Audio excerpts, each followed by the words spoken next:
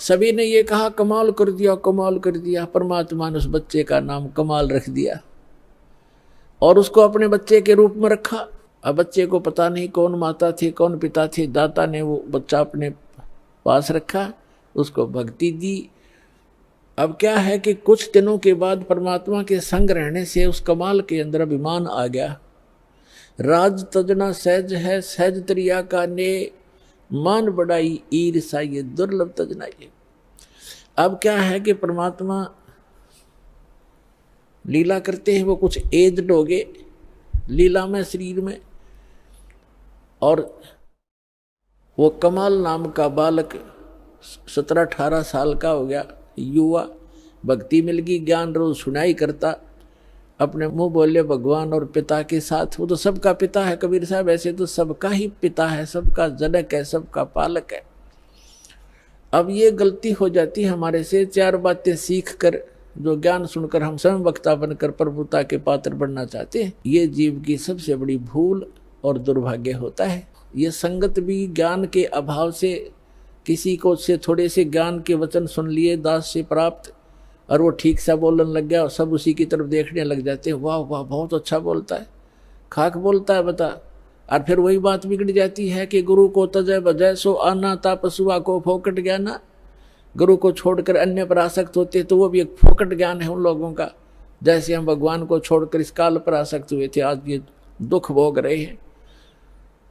तो इस प्रकार हमने अपने पतिव्रता पद से भी नहीं गिरना है। ज्ञान भगवान का है, बोलने वाला किसी तरह बोल रहा है वो उसका ज्ञान नहीं है, तो उससे आकर्षित नहीं होना चाहिए हमने, नहीं तो फिर हम पतिव्रता पद से गिर जाते हैं, नाम रहित हो जाते। तो कितना ही कोई वक्ता बना फिर जाओ, वो कर्महीन इंसान है जो फिर उसमें महिमा की भूख बन जाती है। यही रोग लग गया कमाल के। बहुत से जो संगत वाले थे वो कहने लगे वाह भाई कमाल, आप तो गुरुजी से भी बढ़िया सत्संग सुनाते हो कबीर साहब से। वो फूल गया, हवा तो किस समय भर दो या तुरंत भर जाती है। अब उसमें यह अभिमान हो गया और फिर नो कहने लगे भी बड़ा सेवा करता है गुरुजी की, तेरे जैसी सेवा कोई नहीं कर सकता। एक दूसरी बीमारी यह होगी, तो परमात्मा तो अंतर्यामी थे, उसको पता था कि ये मरेगा, मूर्ख जहर खाने लग गया। अब संकेतों में समझा करते थे भगवान कि भाई अभिमान चाहे तो धन का हो जा, कोई दान गढ़ा करता है, दान का अभिमान हो गया, मैंने इतने पाठ करा दिए, मैंने ये बनवा दिया, फलान कर दिया। और चाहे कोई नू देखे बड़ा माड़ा फेरे, सारा दिन मंत्र करता रहता, दूसरे उससे प्रभावित होंगे, उसकी प्रशंसा करने लग जाएंगे, वह भी भूल है आपकी, क्योंकि आपकी यह भी कमजोरी है। अब जैसे कोई एक लड्डू खा रहा है और दूसरा यूँ कह रहा, देख 4 लड्डू खा गया, वाह भाई वाह बड़े लड्डू खा गए। अब उसके लड्डू खाने का आपको क्या मिला? आप भी प्रबंध करो 4 लड्डुओं का, जब तक बराबर हो उसकी खाक प्रशंसा करे, वो भक्ति करे, तुम उसकी प्रशंसा करे, आप भी करो फिर। तो ऐसे हम मार खाते। ये कमजोरियां हैं जो दास आपको बता रहा है, जो आपके भक्ति की गाड़ी में पंचर कर देंगी। इन कमजोरियों से बचना ही बचना है। एक वृद्ध व्यक्ति था, डॉक्टर के पास गया और डॉक्टर ने देखा अस्थि पिंजर सा शेष है वृद्ध, तो वो कहने लगा डॉक्टर जी मेरे पिंडलियों में दर्द रहता है। डॉक्टर बोला जी कमजोरी के कारण है बाबा। तो कहने लगा जी मेरी ऐसे सांथलों में भी दर्द रहता है, सांथलों में। डॉक्टर बोला भाई कमजोरी है, कमजोरी है, कमजोरी, वीकनेस। वृद्ध कहने लगा जी मेरे सिर में भी दर्द हो जाता है। डॉक्टर कहने लगा कमजोरी है। फिर उसने कहा वृद्ध ने कि मैं खड़ा होता हूँ चक्कर आता है। तो डॉक्टर बोला बाबा कमजोरी है। अब वृद्ध ने गुस्सा आ गया, ने बोला तू डॉक्टर है गम चक्कर, एक के बाद जाने कमजोरी है, कमजोरी है, कि मैं और भी बताओगा। तो डॉक्टर बोला यह अभी कमजोरी के कारण है, आपने गुस्सा जो आया ये भी कमजोरी के लक्षण है। ये गुस्सा भी कमजोर आदमी को ही ज्यादा आता है। तो पुण्यात्माओं जो दास आपको बता रहा है ये भी कमजोरियां हैं, इनमें से कोई से भी हो वह भी कमजोरी ही है, वीकनेस से आपको यानी भक्ति मार्ग में बाधक है। परमात्मा कहते हैं जैसे माता गर्भ को रखे यत्न बनाए, ठेस लगे तो छन्न होवे तेरी ऐसे भक्ति नसावे। जैसे किसी बेटी को, बहन को, माई को गर्भ रहता है तो उसको वो जानती है, उस गर्भ को प्रफुल्लित करने के लिए वो कितनी सावधानी बरतती है। किसी बहन को 2-4 वर्ष के शादी के उपरांत जब गर्भ रहता है, अब उसको पता है वो कितनी चिंतित रहती है। करवट लेते समय रात को भी ये चिंतित एकदम फड़क के उठती है, कहीं मेरे बच्चे पर दाब ना आ गई हो, मेरा गर्भ खराब ना हो जा। ऊंचे नीचे पर पैर रखते समय भी बहुत ध्यान से चलती है। खाने पीने की भी वो बहुत सावधानी बरतती है कि कहीं मेरा ये गर्भ रूपी लाल नाश ना हो जाए। तो परमात्मा कहते हैं जिस दिन आपने परमात्मा की असत भक्ति मिल गई तो आत्मा के अंदर आपका भक्ति रूपी वो गर्भ स्टार्ट हो गया उस दिन से। अब यहाँ बताते हैं कि जैसे माता गर्भ को रखे यतन बनाए और ठेस लगे तो क्षीण होवे, ऐसे भक्ति नसावे। तो ऐसे ये ठेस नहीं लगने देनी चाहिए भक्ति रूपी गर्भ के। ये मोक्ष रूपी लाल बनाने के लिए बहुत सावधानी बरतनी पड़ेगी आप। तो उस कमाल के मन में दोष आ गया। परमात्मा बार बार कहा करते, सत्संग में सबको सामूहिक ज्ञान दिया जाता है, प्रत्येक व्यक्ति को नहीं बताया जाता। और जैसे औषधि मुख के माध्यम से गोलियां, दवाई, जड़ी या इंजेक्शन के माध्यम से एक ही स्थान पर लगाई जाती हैं, वो जहाँ दर्द होता है, जहाँ पीड़ा होती है, वो औषधि वहाँ काम कर देती है। तो सत्संग के माध्यम से सामूहिक इंजेक्शन लगाए जाते हैं ये वचनों के, और जिसमें जो वीकनेस जहाँ की है उसी के वो औषधि काम कर जाती है। बुद्धिमान उसको समझ जाते हैं, आगे सुचारू हो जाते हैं और वो अपनी कमजोरी को ठीक कर लेते हैं। बुद्धिमान वही होते हैं। इतना कुछ कई बार कहा परमात्मा ने कि जो दान ज़्यादा करता है, यदि उसके मन में अभिमान आ गया, कराया नाश हो गया। कबीर साहब कहते हैं, तन मन धन दिया तो भला किया, सिर का दासी भार, और जब न्यू कहा कि मन ने दे दिया तो बहुत सहेगा मार। वो तो दिया हुआ तक गया, नाश हो गया, दुर्गति और हो जाएगी तेरी। तो किसी भी प्रकार का सेवा का अभिमान हो जाए, अभिमान तो अभिमान ही है, वो तो नाश ही करता है, भगवान से दूर करता है। लेकिन कमाल की बुद्धि भ्रष्ट हो चुकी थी, परमात्मा के साथ रहकर भी वो अपनी ही चलाता था। पुण्यात्माओं, जैसे मन में बहुत सी बातें आती हैं। एक बार धर्मदास जी ने कहा, प्रभु हे भगवान, आप कहते हो कि श्री कृष्ण परमात्मा नहीं है, समर्थ नहीं है। श्री कृष्ण जी ने राजा मोरध्वज के पुत्र ताम्रध्वज को आरे से चिरवा के डेथ हो गई थी, 2 फाड़ हो गया था, और फिर वैसा ही बना दिया और जीवित कर दिया। तो कैसे माने ये भगवान नहीं है, सर्वशक्तिमान नहीं है। परमात्मा कबीर जी ने कहा कि मैंने ये कभी नहीं कहा कि ये भगवान नहीं है, मैंने ये अवश्य कहा ये सर्वशक्तिमान नहीं है। भगवान का मतलब मैंने ये कभी नहीं कहा कि ये स्वामी नहीं है, ये प्रभु नहीं है, लेकिन ये सर्वशक्तिमान नहीं है। इतना अवश्य कहा कि सर्वशक्तिमान नहीं है। जैसे परिभाषा प्रभु की आपको बहुत बार बताई है, तहसीलदार भी साहब है, एसडीएम भी साहब है, डिप्टी कमिश्नर भी साहब है, जिसको कलेक्टर कहते हैं, डिप्टी कलेक्टर, और कमिश्नर भी साहब है, मंत्री भी साहब है, अपने सतर का साहब है, अपने उसका कुछ सीमा है उसके साहब की, उसकी शक्ति की। और मंत्री भी साहब है, मुख्यमंत्री भी साहब है, प्रधानमंत्री भी साहब है। लेकिन ये सभी साहब हैं, लेकिन कोई कहे कि डीसी समर्थ है, सर्वशक्तिमान है, सारे देश का कंट्रोलर है, तो वो गलत कह रहा है।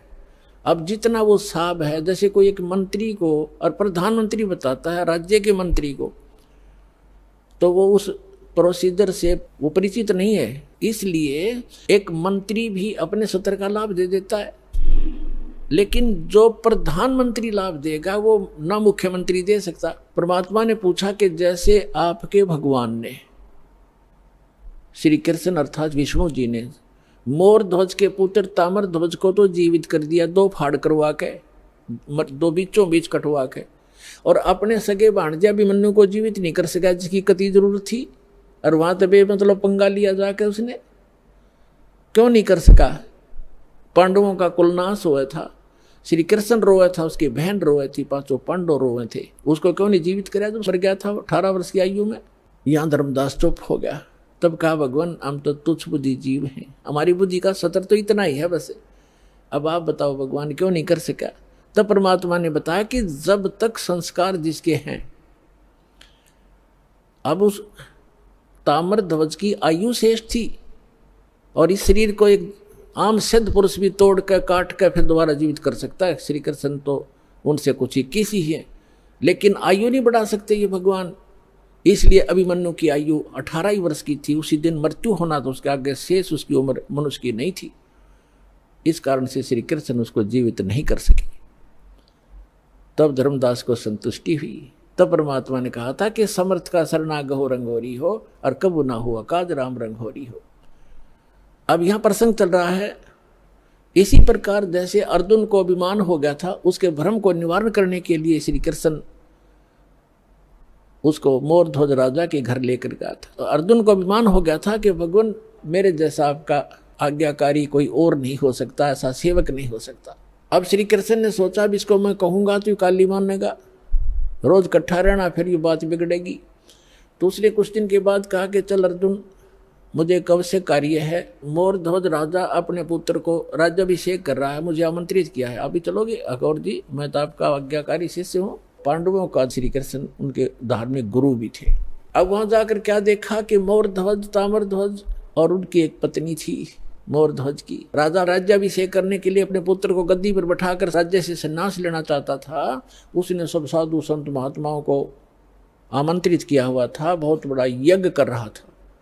तो उस यज्ञ के अंदर जो भी साधु संत जो खाने को मांगते हैं वो देना पड़ता है, नहीं तो उसकी यज्ञ खंडित मानी जाती थी। तो वहां जब जाकर बैठ गए साधु रूप बनाकर, दो संत और साथ में एक माया से शेर बना लिया श्री कृष्ण जी ने, और तीनों बाग में जाकर बैठ गए। राजा को संदेशा भिजवाया कि एक संत आए हैं। तो राजा के नौकरों ने कहा प्रभु भोजन पाओ। तो साधु रूप में श्री कृष्ण जी ने कहा कि राजा यहाँ आए, स्वयं आमंत्रित करे तब हम भोजन करेंगे। संदेशा पाकर राजा रानी और लड़का आरती की थाली लेकर आरती की और फिर प्रार्थना की भगवान भोजन की सुनाओ। तब श्री कृष्ण जी ने कहा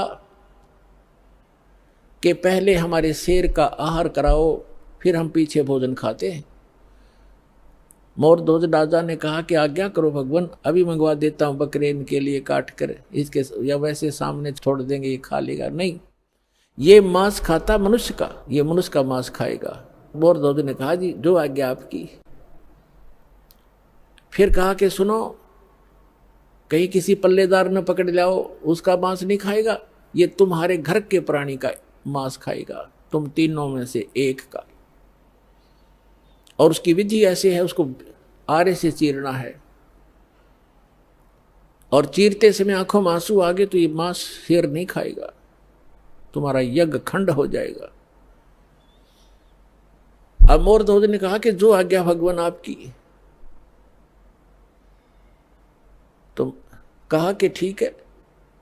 जब मोर ध्वज ने कहा कि मैं फ्री हो चुका हूं, लड़का युवा हो गया है, बेटा तू राज संभालना, अपनी माँ की सेवा करना, और मेरा काम पूरा हुआ और मैं महात्मा के शेर का आहार बनूंगा।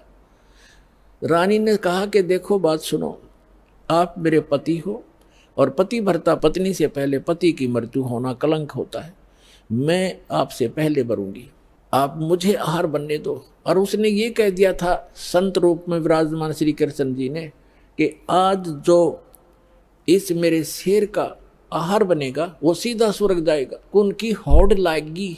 कैसा बढ़िया दाव, शरीर तो ये जाना ही जाना है और आज दाव लगे। तो रानी ने सोचा कि राजा ला गया नंबर होता है, ये तो हाथों हाथ स्वर्ग मिल रहा है, इससे गोल्डन चांस क्या होगा हे भगवान। क्योंकि पहले संतों के वचनों पर विश्वास किया करते थे, ये तब नकली संतों ने खो दिया, अविश्वास हो गया जनता में। उस समय ये था कि जो संत बोलता है वो फाइनल होता है। इसलिए रानी ने पंजे गाड़ दिए, अग नहीं आप नहीं, मुझे काट दो, मुझे शेर का आहार कर दो। और मन में ये थी कि मुझे स्वर्ग मिलेगा, इससे बढ़िया चांस क्या होगा, और मैं क्या संभालूंगी। बालक ने बाप यहाँ रहेगा तो इसको राजकाज में गाइड करता रहेगा, बच्चा दुखी ना होगा। इसलिए अब तीसरा नंबर था उसका। ताम्रध्वज ने सोचा कि अभी बात बिगड़गी, प्रथमता स्वर्ग प्राप्ति और दूसरे मैंने माता पिता की सेवा क्या की है, ये कट जाएंगे तो मेरा धर्म बिगड़ गया। इसलिए महात्मा से खड़े होकर कहा कि महात्मा जी इस दास को चीर दो, मुझे कटवा दो, मैं आपके शेर का आहार बनूंगा। माता पिता मैंने आपकी क्या सेवा की, मुझे पाप लगेगा।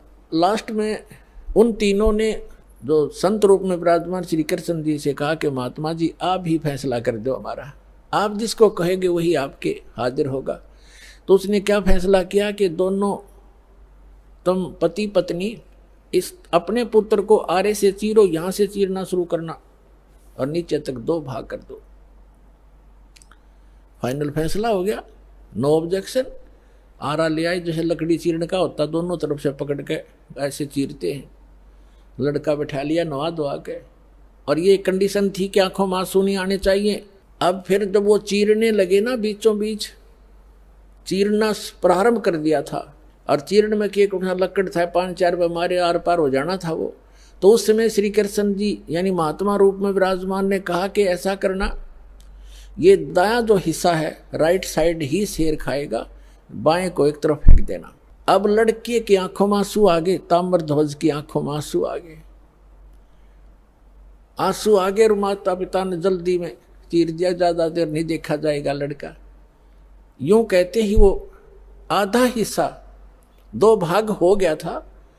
तो फिर श्री कृष्ण ने कहा कि भाई ये हमारा काम नहीं, इसकी आंखों में आंसू आ गया, इसका मोह ममता रहेगी कोई, ये रो रहा है लड़का।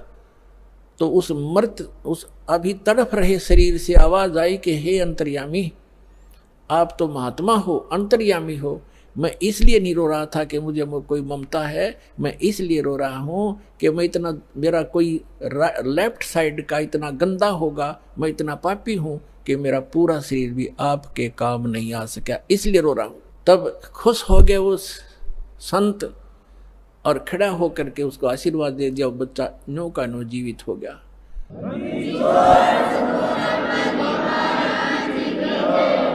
अब जब उसने जीवित कर दिया और कहा भाई मदद तुम्हारी परीक्षा लूं था बेटा, तुम सफल हो गए सारे, श्री कृष्ण ने कहा, और कहा कि मांग ले मोर ध्वज, क्या मांगना चाहता है, तुझे स्वर्ग में भेज दूंगा और बहुत समय तक तेरा स्वर्ग का राज लिख दूंगा, इंद्र की पदवी दे दूंगा। तब उस ज्ञानी मोर ध्वज ने क्या मांगा कि मुझे भक्ति दे दो भगवान, इस राज ने के चाटूंगा तो काल छोड़ना पड़ेगा, वहां का भी छोड़ना पड़ेगा। तो जिस स्तर की भक्ति श्री कृष्ण दे सकता था वह मोर ध्वज को दे दी, और लड़के को भी जीवित कर दिया।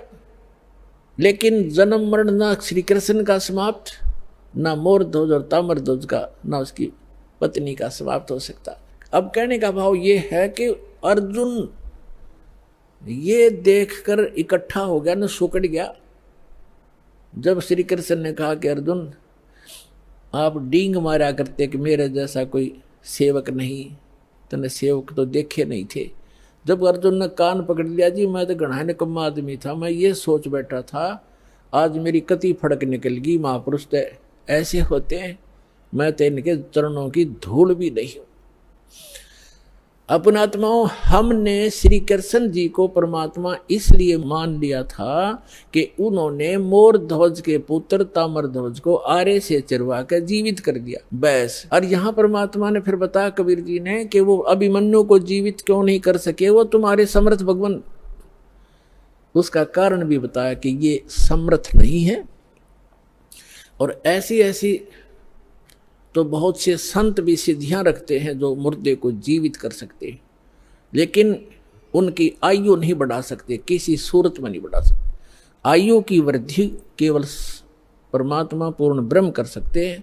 मासा घटे ना तेल बधे, विदना लिखे जो लेख, और सच्चा सतगुरु मेट कर ऊपर मार दे मेघ। अब अर्जुन की फड़क निकालने के लिए उन्होंने ये लीला की, उधर से अपने भक्तों की परीक्षा भी करनी थी। इसी प्रकार सामांतर एक उदाहरण है सम्मन सेव और नेकी का। कमाल के मन में यह अभिमान घर कर गया था कि मेरे जैसा सेवा करने वाला और मेरे जैसा वफादार सेवक इस संगत में नहीं। और बहुत बार परमात्मा के सामने भी उसने ये मुंह खोल दिया था तब परमेश्वर कबीर जी ने कहा कि भाई मैं भ्रमण के लिए निकलता हूँ, मेरे साथ चलेगा कोई? तो कमाल ने कहा जी मैं तो आपके साथ चलूँगा, मेरे बगैर सेवा आपकी करेगा कौन?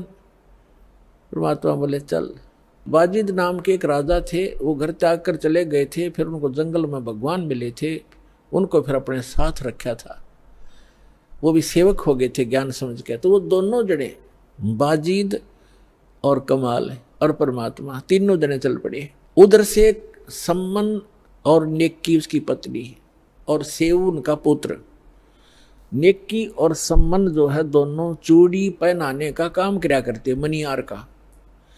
और ये एक स्वभाव बन जाता है भक्त अपने का, खासकर कबीर परमात्मा के बच्चे का नाम लेने के बाद वो ये सोचता है तेरा कल्याण तो निश्चित, और इस सामने वाले ने भी समझा दो किसी तरह। तो कोई जैसे कोई मजदूर जाता है किसी सेठ के काम करता है, उसको भी कोशिश करता है इसको ज्ञान बता दूं, लेकिन वो सातवें आसमान पर होता है, उसने एक मजदूर की बात कैसे सुनावे ना सुनो, लेकिन कोशिश रहती है कि इसकी किसी प्रकार बुद्धि सेट हो जाए, इसका जीवन नाश हो रहा है। हमारे भक्त की ये चेष्टा रहती है। तो वो सम्मन और उसकी पत्नी जहाँ भी चूड़ी पहनाने जाते थे बहनों को, तो परमात्मा की चर्चा शुरू कर देते थे।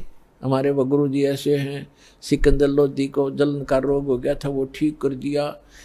स्वामी रामानंद जी का कत्ल कर दिया था सिकंदर लोधी राजा, दिल्ली के बादशाह ने, हमारे गुरु जी ने जीवित कर दिया उन्हीं के सामने। एक कमाल नाम का लड़का था, बहता हुआ आ रहा था, हमारे गुरु जी ने वो जीवित कर दिया। हमारे गुरु जी बड़े सक्षम हैं, नाम लेने से मोक्ष हो जाता है, सदा दुख मिट जाते हैं, यहाँ भी सुख मिलते हैं। अब वो गरीब व्यक्ति चूड़ी बेच के गुजारा करें, मुश्किल से उनका निर्वाह चल रहा था। और वो समझाओ उन सेठों की, धनी व्यक्तियों की पत्नियों को, लड़कियों को, तो उनका कैसे बात गले उतरे, बल्कि उल्टा वो चिढ़न लाएगी। कहते हैं तुलसी पिछले पाप से हरि चर्चा ना भावे, और जैसे जबर के बेगते भूख पैदा हो जावे। किसी का मलेरिया बुखार हो गया हो, उसको काजू किशमिश भी कड़वी लगे, सेब भी कड़वे लगे, रोटी भी कड़वी लगती है। वो रोटी सेब कड़वे नहीं है, उस बुखार ने उसके शरीर की, रोगी के शरीर की व्यवस्था बिगाड़ दी, जिसको मीठी वस्तु भी कड़वी लग रही है। इसी प्रकार पापग्रस्त प्राणी को परमात्मा की चर्चा सुहाया नहीं करती, भाया नहीं करती, अच्छी नहीं लगती, वो दुख मानता है। अब वो कहा करती थी कि तुम्हें तो खाने को दाने नहीं, और तुम बताओ हम तुम्हारे गुरुजी इतने सक्षम है, फलान है, चुप रहो, अपना काम करो। अब इस बात पर वो भी कई बार अपने आप में दुखी हो जाते थे कि सचमुच ये कह तो ये रहे हैं कि हमारे पास तो चौवन्नी नहीं, समय का पर आहार नहीं मिलता कई बार तो, लेकिन हमारे गुरुजी में कमी कती नहीं। ये दिल वो डांट ही लेते थे, ज्ञान ऐसा हो चुका था। तो पुण्यात्माओं, ये कथाएं हैं, ये आपके लिए गाइडलाइन है। आप जी विचलित ना होना, कुछ भी हो आने दो समय। परमात्मा कहते हैं कल्पे कारण कौन है, कर सेवा नी काम, और मन इच्छा फल देऊंगा जो पड़े मेरे ते काम।